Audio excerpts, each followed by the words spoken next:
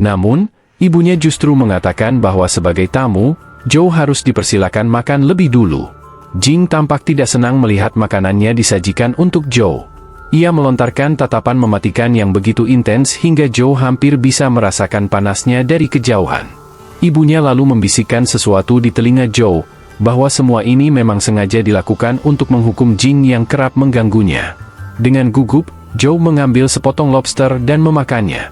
Meskipun rasanya lezat, ia tetap tak memahami maksud sikap Jing, atau kenapa gadis itu menatapnya seolah ingin membunuhnya. Di dalam hati, Joe merasa ibu tirinya sangat berbeda dari Jing. Malam itu berlalu seperti itu, dan ketika Joe hendak pamit, ibu tirinya tiba-tiba mengajaknya untuk tinggal bersama mereka. Joe buru-buru menolak, beralasan bahwa ia harus tinggal di kampus saat kuliah dimulai dan untuk saat ini sudah tinggal bersama temannya. Sebenarnya, dalam hati ia lebih khawatir pada Jing, yang mungkin benar-benar akan membunuhnya jika ia tinggal. Saat itulah, ibu tirinya memberinya sebuah kartu. Joe yang penasaran pun bertanya, "Ini kartu apa?" Ibu tirinya menjelaskan bahwa itu adalah kartu akses untuk kamar tunggal di Universitas Sunset. Ia mengatakan bahwa ayah Joe pernah memberitahunya bahwa Joe lebih suka hidup sendiri. Karena itu, tanpa banyak bertanya, ia menyiapkan hadiah ini dengan harapan Joe akan menerimanya. Joe masih terdiam, tapi dalam hati ia bergumam, "Kamar tunggal memang yang aku butuhkan, buat main game tanpa gangguan." Ia menerima kartu itu, meski masih bertanya-tanya dalam hati bagaimana ayahnya bisa tahu bahwa dia menginginkan kamar tunggal. Setelah mengucapkan terima kasih dan menyebutnya, "Nyonya," ibu tirinya justru terlihat tersinggung. Ia menyisir rambutnya dan bertanya apakah dirinya terlihat setua itu, lalu berkata bahwa Joe boleh memanggilnya apa saja, asalkan bukan Nyonya. Joe hanya bisa tersenyum kaku. Ia sangat paham bahwa hampir semua wanita sensitif terhadap usia mereka. Setelah itu, Joe kembali ke rumah temannya. Saat membuka pintu, suasana sangat sepi, yang berarti Xuan kemungkinan besar sedang keluar lagi. Ini kabar baik bagi Joe. Dengan energi dari makan malam tadi, ia siap menyelami dunia gamenya tanpa gangguan. Tanpa membuang waktu, Joe langsung masuk ke dalam game dan mulai berusaha keras mengalahkan sarang semut di dalam Dungeon. Setelah berhasil, ia kembali mendapatkan telur simbiotik. Joe segera memeriksa statistiknya dan mendapati bahwa telur itu berasal dari semut mutan kuat yang akan memberinya skill bawaan Bogem Power tingkat 2. Namun, ia tidak terlalu senang karena atributnya jauh lebih rendah dibandingkan telur sebelumnya. Tiba-tiba, seekor nyamuk bersayap melesat ke arahnya, mencoba menyerang. Joe berhasil menghindar tepat waktu dan merasa kesal atas serangan mendadak itu. Belum sempat membalas, nyamuk itu kembali menyerang dengan kecepatan penuh, tapi Joe kembali berhasil menghindar. Ia tetap waspada, sadar bahwa jika lengah sedikit saja, ia bisa langsung dikalahkan, seperti kejadian sebelumnya. Saat nyamuk itu kembali menyerang, Joe justru berlari ke arahnya. Ketika monster itu mencoba menabrak, Joe menangkisnya. Hanya goresan kecil yang tertinggal di pipinya. Namun, sebelum ia bisa bersiap lebih lanjut, nyamuk itu tiba-tiba menghilang dari pandangan. Joe, yang sudah menyiapkan tinjunya dengan bantuan sarung tangan semut mutan, menutup mata dan mencoba merasakan keberadaan musuh. Ia merasakan kehadirannya di belakang, lalu tanpa ragu melayangkan pukulan dahsyat yang membuat nyamuk itu terlempar seperti boneka. Joe melompat dan menggunakan teknik tapak abu. Energinya meledak, namun nyamuk itu masih bertahan. Tanpa belas kasihan, Joe menghujaninya dengan pukulan bertubi-tubi. Akhirnya, nyamuk bersayap itu tumbang. Saat tubuhnya mulai memudar, ia meninggalkan telur simbiotik. Wajah Joe langsung bersinar. Ia sama sekali tidak menyangka akan mendapatkan telur simbiotik dari monster seperti itu. Kini, Joe memiliki dua pilihan, menetaskan telur tersebut, atau mencoba menyatukannya dengan telur simbiotik semut tulang belulang, dengan tingkat keberhasilan hanya 20%. Joe tidak puas dengan tingkat keberhasilan serendah itu. Ia khawatir telur simbiotiknya akan terbuang sia-sia jika penggabungan gagal. Namun, setelah berpikir sejenak, meski ragu, ia akhirnya menekan tombol "iya" dengan keyakinan bulat. Ruang kosong terbuka di hadapannya, lalu mulai menyedot esensi Joe. Jantungnya berdebar kencang. Saat energi merah gelap menyelimutinya, rasa mengerikan menyergap seperti punggungnya dicabik oleh gigi-gigi tajam. Begitu proses penetasan selesai, Joe nyaris menangis menahan sakit dan terbatuk-batuk mengeluarkan darah.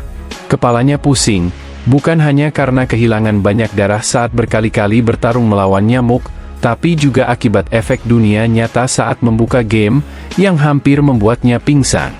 Kelelahan akhirnya menaklukkannya. Ia pun jatuh terkapar.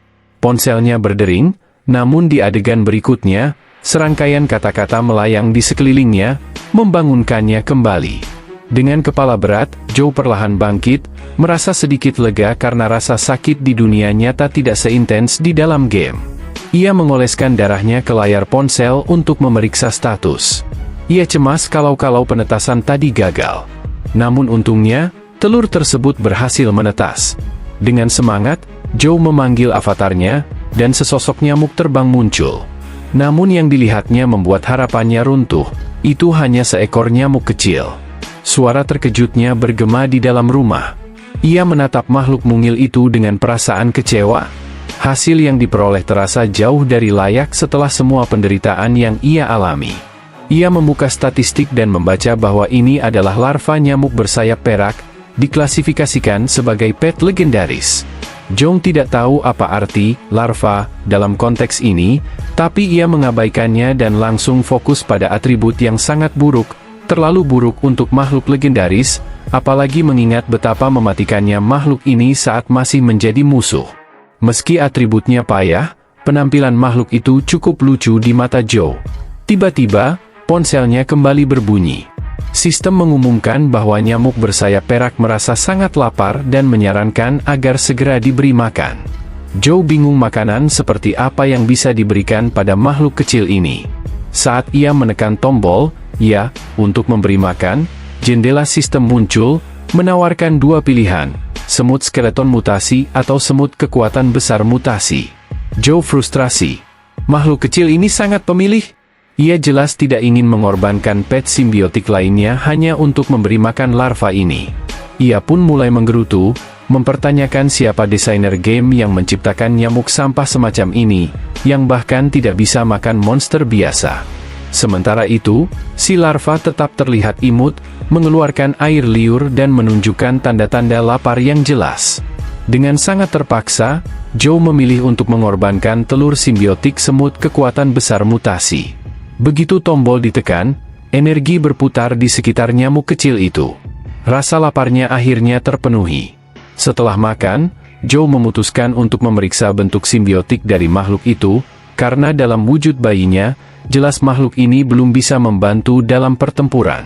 Saat nyamuk berubah menjadi bentuk simbiotik, sepasang sayap tumbuh di punggung avatar Joe. Dengan penuh semangat, ia mulai terbang menguji kekuatan barunya. Kecepatannya luar biasa, dan ia merasakan euforia dari kekuatan tersebut. Sayap itu memberikan kelincahan yang impresif, meski belum bisa mengangkatnya terlalu tinggi. Joe menyadari bahwa ia hanya bisa bermanuver beberapa meter di atas tanah, tapi itu sudah cukup. Karena sekarang bisa terbang, memburu semut di permukaan tampaknya tidak lagi efisien. Ia pun memutuskan untuk menyelami lebih dalam ke dalam gua, siap menjelajah lebih jauh.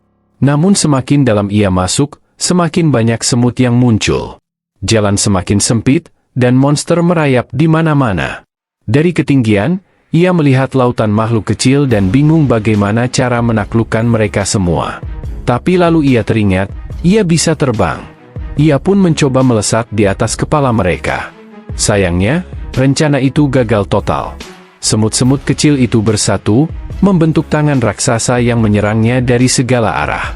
Terjebak di tengah kawanan, cahaya mulai merembes dari gerombolan semut. Dengan menggunakan skill tapak abu, Joe melepaskan serangan dahsyat yang menghancurkan semut di sekelilingnya. Ledakan itu bahkan melubangi tanah dan membuatnya jatuh ke ruangan di bawah, kosong kecuali sebuah batu besar. Saat ia mengira sudah aman, tiba-tiba ia melihat sesuatu bergerak di dekat batu. Tak butuh waktu lama untuk menyadari bahwa ia baru saja menemukan sarang semut, dan makhluk-makhluk itu mulai menyerbu ke arahnya. Dikerumuni oleh serangga terbang, avatarnya akhirnya tumbang. Joe sendiri cukup terluka. Sayangnya, ia tak bisa menjelajahi Dungo lebih jauh, karena harus menunggu nyamuk bersayap rakusnya pulih, agar bisa kembali menggunakan sayap. Sementara itu, Perutnya mulai keroncongan. Ia pun bergegas ke kulkas, tapi isinya kosong. Tak ada pilihan selain keluar mencari makanan. Saat ia melangkah keluar, sebuah mobil diam-diam mengikutinya. Di dalamnya, seseorang melapor bahwa target telah meninggalkan rumah dan menuju jalan utama.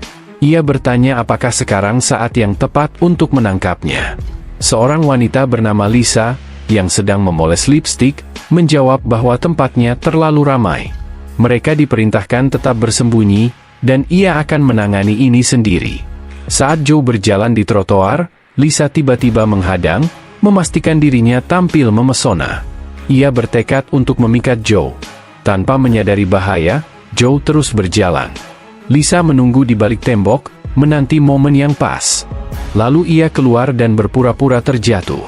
Dengan air mata buatan, ia memanggil Joe dan berkata manja, "Mas, tolongin dong." Namun, Joe yang aneh justru lewat begitu saja, tanpa sekalipun menoleh. Reaksi itu membuat Lisa kesal. Yang paling menyebalkan, bocah ini bahkan tidak mengakui kecantikannya. Ia berdiri dan mulai mengejar Joe, siap menggunakan kartu terakhir andalannya. Sementara itu, Joe sedang asyik berpikir betapa mudahnya seseorang yang bisa terbang untuk masuk ke kolam teratai. Tapi pikirannya kembali kacau, ia masih belum tahu bagaimana cara menghadapi teratai hati Buddha. Tiba-tiba, Lisa meraih tangannya dan bertanya kenapa ia berjalan begitu cepat. Joe bingung, "Kamu siapa?" Lisa menjawab dengan suara manis bahwa ia tersesat dan terluka setelah jatuh, hanya minta sedikit pertolongan. Tanpa ragu, Joe mengeluarkan ponsel dan menelepon polisi, memberitahu bahwa bantuan akan segera datang. Panik, Lisa buru-buru menyuruhnya menyimpan ponsel dan meminta Joe mengantarnya pulang. Tapi Joe tetap tak tergoyahkan, mengatakan kalau ia sedang lapar dan menyarankan agar wanita itu mencari orang lain saja. Frustasi wanita itu memuncak. Harga dirinya terluka dan sudah mencapai batas. Dia melepaskan kekuatannya dan langsung menyerang Joe, berencana memukulnya hingga pingsan dan membawanya paksa. Ledakan keras terjadi dari benturan mereka dan saat debu mengendap, wanita itu berdiri sendirian sementara Joe sudah terbang dan berdiri di atas papan reklama. Joe segera menyadari siapa wanita ini, yaitu salah satu agen federal yang memburu Jing The Oxan malam itu. Gadis ini berpikir kalau dia telah meremehkan Joe. Ternyata Joe lebih lincah dari perkiraannya. Melihat wanita itu mulai memanggil api, Joe menelepon polisi melaporkan bahwa seseorang telah menyerangnya. Melihat ini si wanita menggerutu karena jika polisi melihatnya menyerang, identitasnya bisa terbongkar. Dengan enggak dia pergi, berkata akan membiarkannya kali ini, lalu menghilang. Joe menghela napas lega dan turun. Tapi dia masih penasaran kenapa federasi memburunya, padahal dia tidak melakukan kejahatan. Saat memikirkannya, tiba-tiba dia sadar mungkin ia dikira sebagai kaki tangan Jing The Oxan. Joe segera menelepon temannya Xuan. Saat temannya mengangkat telepon, terdengar jelas suara terkejut dan senang karena Joe akhirnya menghubunginya atas kemauan sendiri. Tapi Joe tidak buang waktu untuk basa-basi dan langsung menyuruh Xuan mencari tempat privasi karena ada hal penting yang harus dibicarakan. Setelah menjelaskan situasinya, Xuan terkejut mendengar Joe bertemu dengan Jing The Oxan. Dia juga mengungkapkan rasa irinya karena ia juga ingin bertemu dengan sosok legendaris seperti Jing. Tampaknya keputusan Joe untuk tidak memberitahu Xuan tentang seni Immortal Sutra itu tepat karena pasti akan membuatnya terlalu heboh. Xuan menjelaskan bahwa berdasarkan deskripsi Joe, dia hampir yakin kalau Hyena lah yang berada di balik semua ini. Dia menerangkan bahwa Hyena adalah organisasi federal khusus yang menangani hal-hal yang tidak bisa diintervensi secara terbuka oleh pemerintah. Hyena dikenal kejam dan akan melakukan apapun untuk mencapai tujuan. Tanpa peduli konsekuensinya, itulah mengapa mereka disebut Hyena. Joe kemudian bertanya apakah Xuan bisa memasukkannya ke kampus lebih awal. Dia juga menjelaskan bahwa meski Hyena atau unit inspeksi khusus sangat kuat, mereka tidak bisa melanggar hukum secara terang-terangan sehingga akan lebih baik jika berada di Universitas Sunset. Xuan setuju itu ide bagus dan dengan bercanda mengingatkan Joe bahwa Luoyang adalah wilayah keluarga Ang. Jika Joe tinggal dengan mereka, tidak akan ada yang berani menyentuhnya. Tapi Joe lebih memilih tidak membahas keluarga Ang dan meminta topik itu dihentikan. Setelah bercanda sebentar, Sua meyakinkan Joe bahwa dia akan memastikan temannya bisa masuk kampus lebih awal. Setelah menutup telepon, Joe mulai menggerutu. Jelas kesal dengan masalah yang tiba-tiba menimpanya. Menurutnya, semua masalah ini bermuara pada satu hal jika saja dia lebih kuat. Adegan berikutnya membawa kita ke unit inspeksi khusus pemerintah federal. Di sana kita melihat seorang senior yang kesal sedang memarahi Lisa. Dia marah karena Lisa seharusnya tetap bersembunyi dan khawatir harus bagaimana ia menjelaskan situasi ini pada atasan. Lisa segera meminta maaf dan mengakui salah menilai situasi juga preferensi dan kekuatan Joe. Dengan dada membusung, dia meminta kesempatan kedua untuk memperbaiki kesalahan. Berjanji akan memberikan hasil positif kali ini. Tapi seniornya mengatakan tidak akan mudah menangkap Joe sekarang. Dia menyuruh Lisa untuk memeriksa beberapa dokumen yang menunjukkan situasi lebih rumit dari yang disadari Lisa. Senior itu menjelaskan bahwa dia meminta gurunya menyelidiki rahasia Anglan dan keluarga Ang dan semuanya tercantum dalam dokumen tersebut. Saat Lisa membuka berkas, dia terkejut menemukan bahwa Joe sebenarnya sudah terdaftar di Universitas Sunset lebih awal. Yang benar-benar membuatnya terkejut adalah tempat ini dulunya milik Angin. Jadi tidak masuk akal bagaimana keluarga Ang bisa memberikannya kepada Joanne yang hanya orang luar. Ngomong-ngomong, jika kalian penasaran tentang tempat apa yang mereka bicarakan ini tentang sesuatu yang disebut God Best Gift dan keluarga yang telah memilih Joanne untuk menerima hal ini. Mimin tidak bisa memberikan lebih banyak spoiler, jadi bersiaplah dan tonton terus. Senior meyakinkannya bahwa meski terdengar gila, intel gurunya solid. Dia juga menjelaskan bahwa keluarga menggunakan satu-satunya kesempatan mereka untuk mengganti kandidat dengan MC kita. Dia takjub bagaimana semuanya dari Jin Biosan yang terkenal hingga keluargaan sepertinya mengarah ke Joanne membuat segalanya semakin rumit. Sementara itu, MC kita tiba-tiba bersin dan bertanya-tanya apakah dia masuk angin. Tapi Joe tidak menyadari bahwa dia telah menjadi target agen federal sampah yang akan terus mengganggunya sepanjang season ini. Sambil memegang tas ranselnya, dia terlihat cukup lega akhirnya berhasil masuk ke Universitas Sunset yang terkenal. Dia melihat kartu kunci yang diberikan ibu tirinya tertulis Taman 4 Musim yang pasti adalah lokasi kamar asramanya. Setelah akhirnya mencapai gedung yang dicari, dia naik tangga, menggesek kartu kunci, dan masuk ke kamarnya. Sejujurnya, ini lebih mirip kamar hotel bintang 5 daripada kamar asrama. Jujur saja, kebanyakan mahasiswa hidup untuk kesempatan menikmati anime dan Indomie. Dengan senyum puas, ini menandai awal kehidupan barunya di kampus.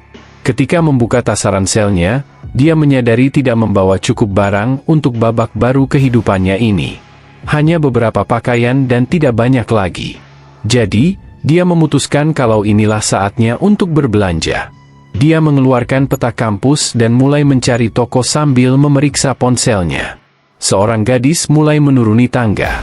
Begitu Joe melihat ke atas, yang terlihat adalah anjing. Dia terkejut melihatnya dan bertanya apakah dia tinggal di lantai atas. Gadis itu tampak sedikit kaget, tapi tidak repot-repot menjawab. Dia hanya cemberut dan pergi, mengabaikan Joe sepenuhnya saat turun. MC kita tidak tahu mengapa dia begitu marah, tapi memutuskan untuk tidak memikirkannya dan pura-pura tidak melihatnya. Begitu berada di luar asrama, dia memeriksa ponsel lagi dan merasa aneh karena tokoh yang dia harapkan ternyata tidak ada. Dia bertanya-tanya apakah dia salah belok dan jalanan benar-benar sepi tanpa seorang pun di sekitar untuk bertanya arah. Tiba-tiba dia mendengar suara kucing yang tidak terduga. Merasa sedikit penasaran, dia melihat sekeliling dan menyadari seseorang sedang bermain dengan kucing. Dia cepat mengikuti arah suara dan menyadari suara pria yang sedang bermain dengan anak kucing itu terdengar familiar. Tak mengherankan, suara itu terdengar familiar, ternyata pria yang sedang bermain dengan kucing-kucing itu adalah Gudian, orang yang pernah kalah taruhan pukulan dengan Joe. Sungguh mengejutkan melihat pria yang dikenal sebagai sosok paling menyeramkan di kampus justru bermesraan dengan makhluk-makhluk kecil ini. Joe tidak pernah membayangkan akan melihat pemandangan seperti ini. Dengan hati-hati, ia mengumpulkan keberanian dan memanggil, Senior Gudian? Namun, seketika suasana menjadi sunyi. Gudian langsung melepaskan anak-anak kucing dari pelukannya dan berubah kembali menjadi sosok menyeramkan seperti biasa. Tatapannya dingin saat memperingatkan Zhou agar tidak memberitahukan hal ini pada siapapun, kalau tidak, dia akan menghadapi masalah besar. Tatapan tajam Gudian membuat Zhou merasakan tekanan yang nyata. Dengan cepat, ia berkata bahwa dia tidak melihat apa-apa dan hanya sedang mencari toko.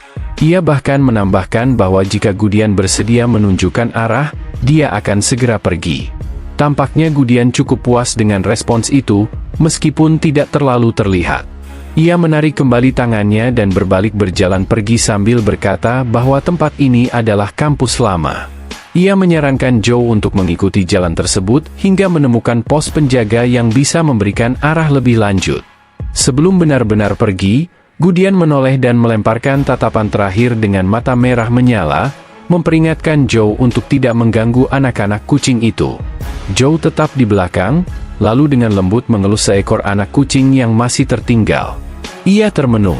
Setelah Dimensional Storm, manusia bisa membuat kontrak dengan makhluk dari semesta lain yang jauh lebih kuat dan patuh, bahkan memiliki kemampuan magis.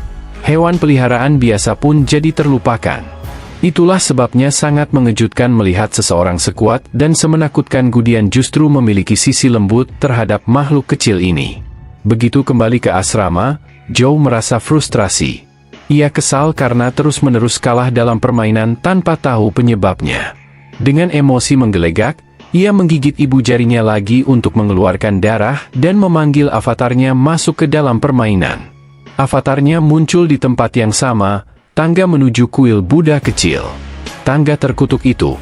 Di sanalah Zhou selalu mati, seolah ada kekuatan misterius yang membunuh siapapun yang mencoba mendekat. Ia bahkan sudah mencoba terbang agar tak menyentuh tanah. Tetap saja, ia mati seketika. Tidak peduli metode apa yang dicoba, hasilnya selalu sama.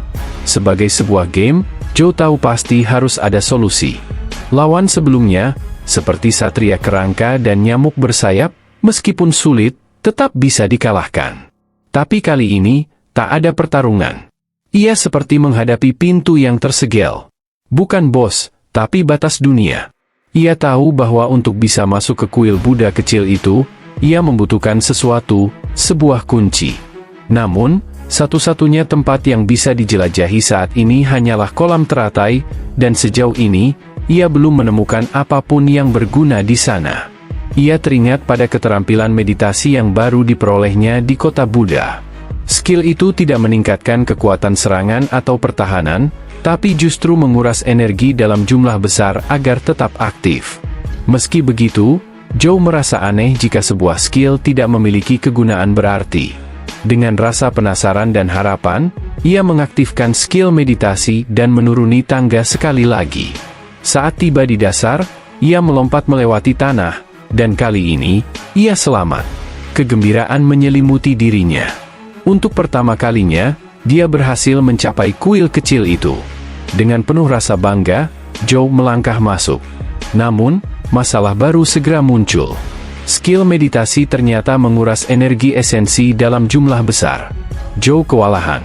Energinya terkuras cepat, dan avatarnya pun mati. Ia menggigit ibu jarinya sekali lagi, memanggil avatarnya dari darah, namun lagi-lagi gagal karena kehabisan energi terlalu cepat. Dengan frustrasi yang memuncak, Zhou kembali menggigit jarinya dan memanggil avatarnya. Kali ini, ia berlari secepat mungkin, seperti orang gila, bertekad menerobos area yang menguras energi sebelum semuanya habis. Namun sayang, sebelum bisa mencapai sisi lain, energinya kembali habis.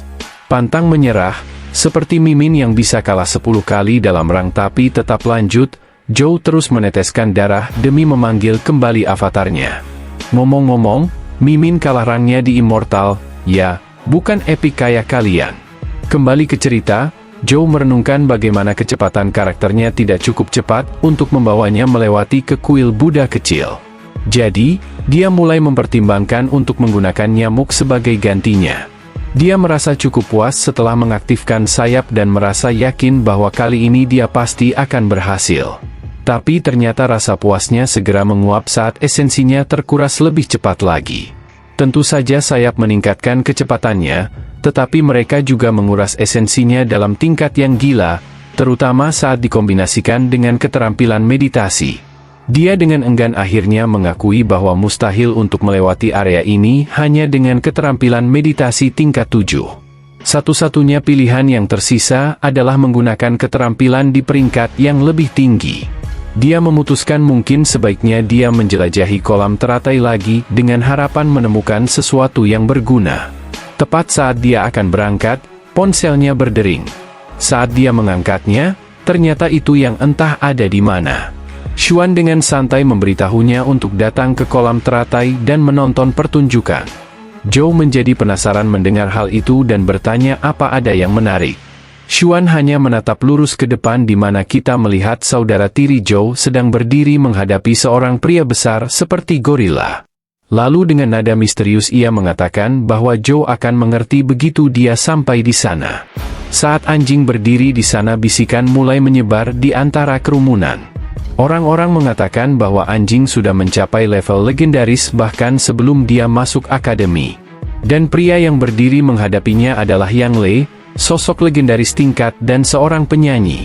Ternyata pria seperti gorila itu mengklaim bahwa dia akan membunuh bunga teratai hati Buddha sebagai hadiah untuk anjing. Sementara anjing, ia melirik bunga itu dan dengan gaya khasnya mengatakan agar pria tersebut tidak perlu membuang waktu untuk sesuatu yang biasa seperti bunga. Bahkan anjing dengan santainya menyatakan bahwa pria itu pasti hanya omong besar. Menurutnya, tidak mungkin Yang Lek bisa mengalahkan bunga teratai hati Buddha bergaris darah, makhluk legendaris yang bahkan sekilas saja sudah cukup membuat banyak orang ciut. Ucapan anjing tentu saja membuat Yang Lek naik pitam. Ia merasa dihina oleh penolakan itu, apalagi di depan umum. Di sisi lain, Xuan justru terkesan. Dia mencatat bahwa nama asli bunga itu benar-benar bunga teratai hati Buddha bergaris darah, membuktikan bahwa keluarga Ang telah menyelidiki monster ini dengan sangat rinci. Hal itu menunjukkan bahwa mereka tidak main-main. Kemudian muncullah NPC lain yang pernah muncul di bab sebelumnya, Miantu, anak buah dari Bapak Sukan Kerangka, yang berhasil keluar dari Dungeon bersama Zhou dan Xuan. Miantu menjelaskan bahwa keluarga yang sedang mencoba menarik perhatian keluarga Ang lah yang mengatur pertunjukan ini. Mereka ingin membuktikan kekuatan dan memikat keluarga kuat seperti Ang. Xuan, yang selalu blak-blakan, hanya mencibir. Meski keluarga itu cukup terkenal, katanya, mereka tetap tidak ada apa-apanya dibandingkan keluarga Ang. Bahkan bisnis mereka masih menggantung pada dukungan keluarga Ang. Anjing juga mengangguk setuju. Dan jelas aku nggak akan tertarik pada orang seperti itu, katanya enteng. Miantu, yang tampaknya masih suka berfantasi, dengan cepat menimpali, satu-satunya orang yang pantas untukmu, ya aku. Sayangnya, atau untungnya, bosnya langsung membungkamnya. Aku sama sekali nggak tertarik pada anjing, ujarnya dengan tatapan datar. Lagi pula, aku bukan tipe orang yang suka nepuk pantat adik perempuan temanku sendiri. Tentu saja, yang dimaksud teman itu adalah Zhou. Dan saat itulah Zhou muncul. Dia melihat saudari tirinya berada di tengah keramaian dan langsung mendesah. Lalu menatap Xuan dan bertanya, "Serius? Kamu panggil aku ke sini cuma buat pamerin adikmu?" Si playboy hanya menyeringai. "Bukan itu acaranya," katanya sambil menunjuk ke arah Yang Lek. "Adikmu sedang dilamar, dan sebagai kakak, kamu punya hak buat lihat siapa yang naksir dia." Sementara itu, Yang Lek sudah mendidih karena malu. Penolakan dari saudari tiri Zhou tadi sangat menyakitkan. Tapi dia yakin, jika berhasil menaklukkan bunga teratai hati Buddha bergaris darah, maka si gadis akan menelan kembali kata-katanya dan menerima hadiahnya. Sayangnya, gadis itu menanggapi semua itu dengan tatapan datar. "Kalau kamu punya waktu buat mempermalukan diri sendiri, lebih baik pakai buat latihan," katanya dingin. Dan itulah batas kesabaran Yang Lek. Dengan penuh emosi, dia memanggil hewan peliharaannya. 2 burung putih yang mirip elang muncul di langit, mengepakkan sayap lebar mereka. Elang perak tingkat legendaris. Miantu ternganga. "Itu, elang perak? 2 sekaligus?" Dengan penuh percaya diri, Yang Lek memberi perintah. Kedua elang melesat menuju bunga teratai. Tapi bunga itu tidak tinggal diam. Ia menembakkan laser merah yang menghantam salah satu elang. Yang Lek hanya tertawa. Serangan lemah begitu? Peliharaanku nggak akan tumbang cuma karena itu. Dan benar saja, elang-elang itu berhasil memecah laser berdarah dan langsung membalas dengan cakar mereka. Miantu semakin terkesima. Dia melihat bulu-bulu elang yang kebal terhadap erosi darah dan mengakui bahwa makhluk-makhluk ini benar-benar pantas disebut legendaris. Bahkan dia mulai percaya bahwa bunga teratai mungkin benar-benar bisa dikalahkan. Namun, Zhou menggeleng dan berkata datar, belum tentu. Pertarungannya masih jauh dari selesai. Lang-lang terus mencakar kelopak bunga yang keras itu. Tapi saat itulah bunga teratai mulai terbangun. Kelopaknya mekar perlahan, dan elang-elang segera mundur dengan insting bertahan. Bunga itu kini menatap mereka dengan tatapan tajam dan dingin, penuh intimidasi. Yang Lek merinding. Ia bisa merasakan langsung tekanan dari makhluk ini.